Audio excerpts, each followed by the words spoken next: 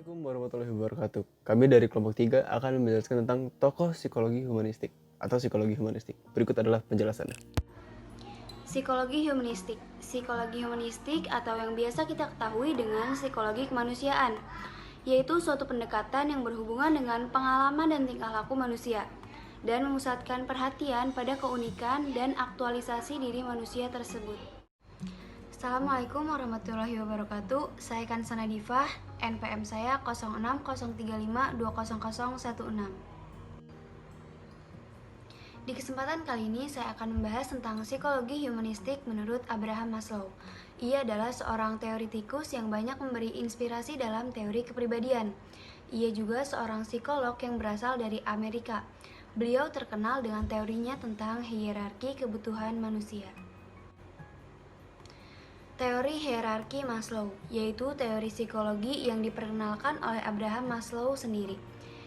Yang di slide ini adalah teori dari Abraham Maslow yang berbentuk seperti piramida. Penasaran nggak kenapa berbentuk piramida? Yuk ikutin di slide selanjutnya. Setelah Maslow mengambil penelitian, ia mengetahui bahwa ternyata manusia itu punya prioritas kebutuhan. Jadi mana nih yang lebih penting dulu?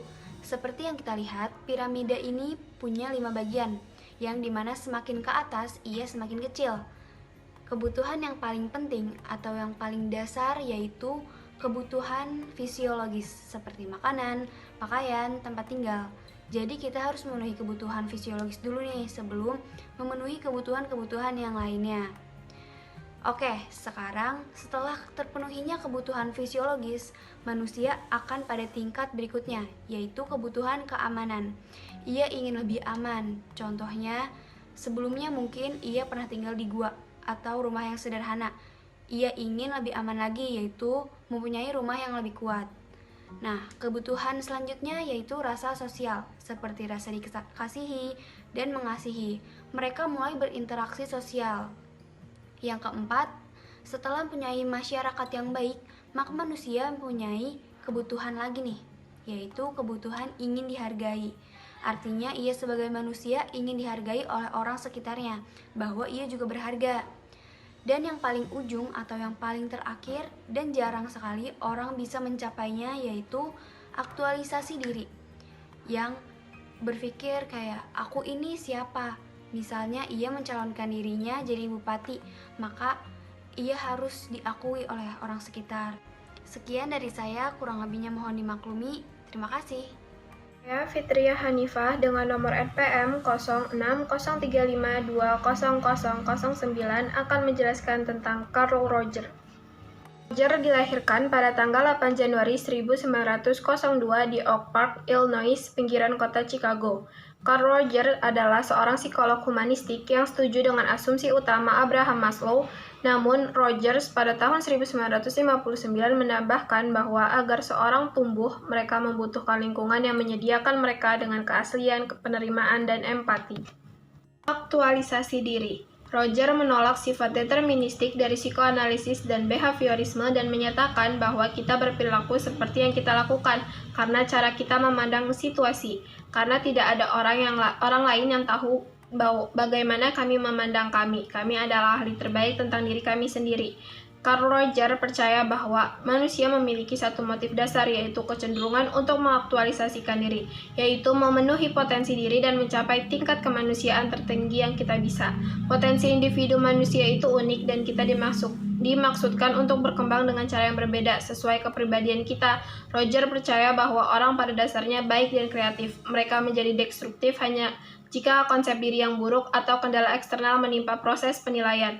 Carl Roger percaya bahwa untuk mencapai aktualisasi diri, mereka harus berada dalam keadaan kongruen. Karakteristik orang yang berfungsi penuh. 1. Terbuka untuk mengalami. Emosi positif dan negatif diterima. Perasaan negatif tidak disangkal tetapi dikerjakan. 2. Kehidupan eksistensial. Berhubungan dengan berbagai pengalaman yang terjadi dalam hidup. Menghindari prasangka dan prasangka. Ketiga, ada perasaan percaya. Perasaan, naluri, dan reaksi usus diperhatikan dan dipercaya. Keputusan orang sendiri adalah keputusan yang tepat. 4. Kreativitas. Pemikiran kreatif dan pengambilan resiko adalah ciri-ciri kehidupan seseorang. 5. Kehidupan yang terpenuhi. Seseorang bahagia dan puas dengan hidupnya dan selalu mencari tantangan dan pengalaman baru. Konsep diri mencakup 3 komponen. Yang pertama ada harga diri. Harga diri terdiri dari apa yang kita pikirkan tentang diri kita sendiri. Roger percaya perasaan harga diri berkembang di masa kanak-kanak dan terbentuk dari interaksi anak dengan ibu dan ayahnya.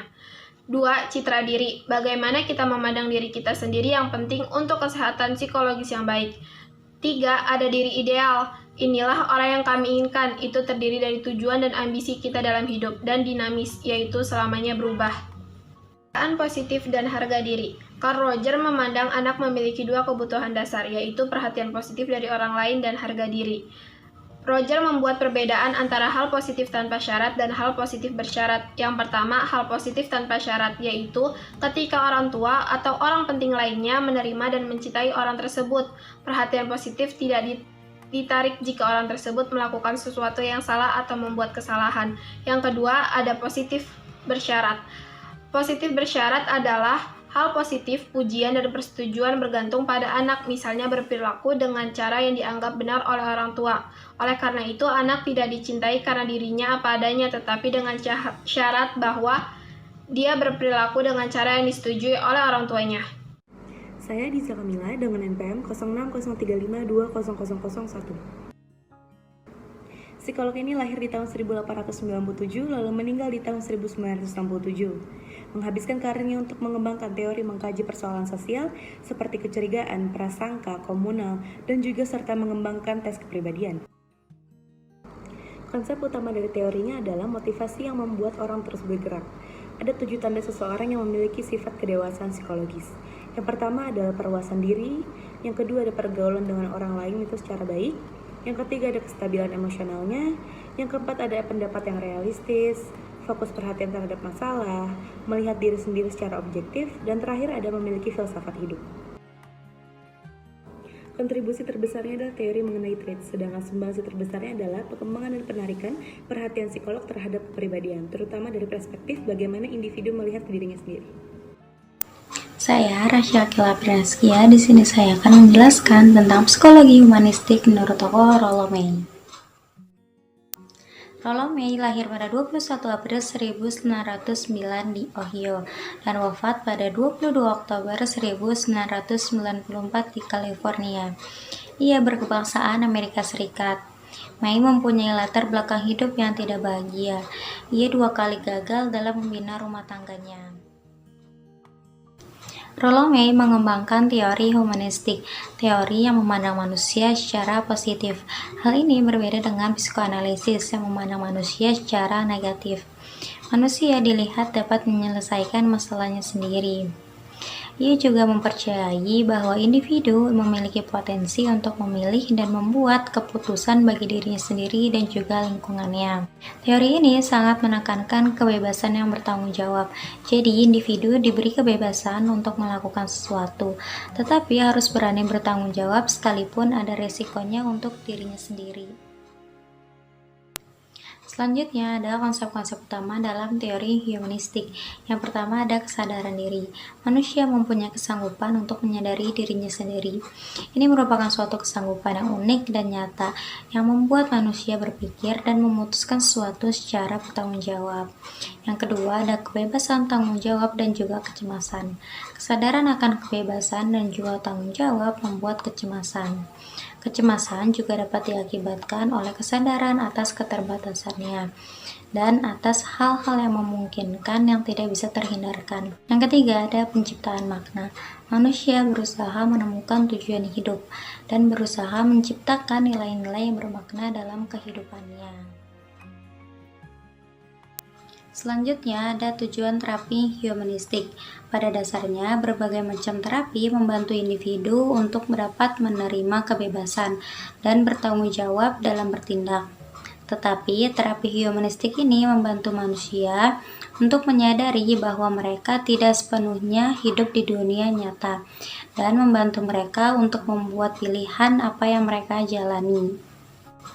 May berpendapat bahwa banyak orang yang pergi ke tempat terapi dengan ilusi yang dibuatnya sendiri. Hal tersebut membuat hati atau batin diperbudak oleh dirinya sendiri. Tujuan psikoterapis bukan untuk mengobati individu secara lazim, tetapi membantu mereka untuk sadar apa yang telah mereka perbuat dan mengeluarkan mereka dari peran korban.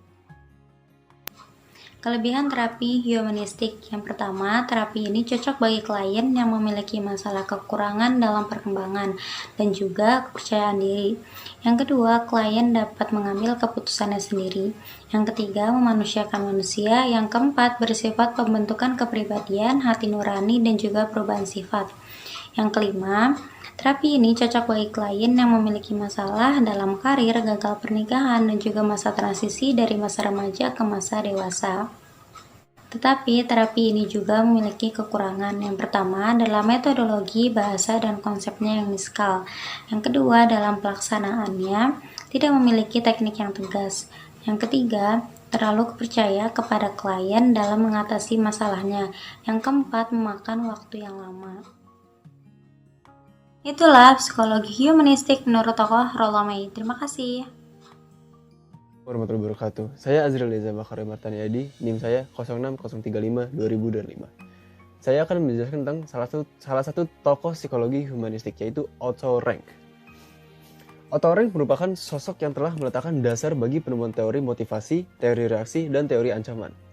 Otto Rank menjadi salah satu psikolog yang membahas mengenai tema mitologi, sastra, seni, dan agama.